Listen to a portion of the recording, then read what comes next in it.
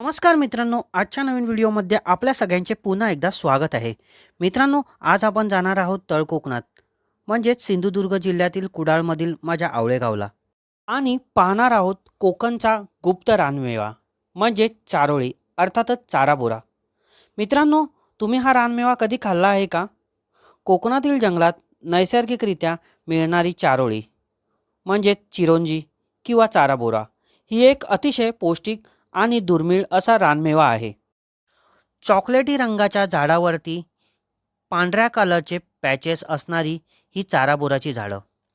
यावर करवंदासारखी दिसणारी ही काळी काळी आंबट गोड फळं लागतात आणि या कडक कवचाच्या आत असतो आपला रानमेवा म्हणजेच चारोळी. सुहासदादासोबत वाळलेली चारेबोरे गोळा केल्यानंतर ती सर्वत्र एकत्र करून आम्ही प्रथम घरी घेऊन आलो. त्यानंतर रात्री हातोडीच्या सहाय्याने त्यावरील फोडून आतील गर वेगळा केला आणि अखेर आपल्याला मिळाली आपली अस्सल अशी चारोळी.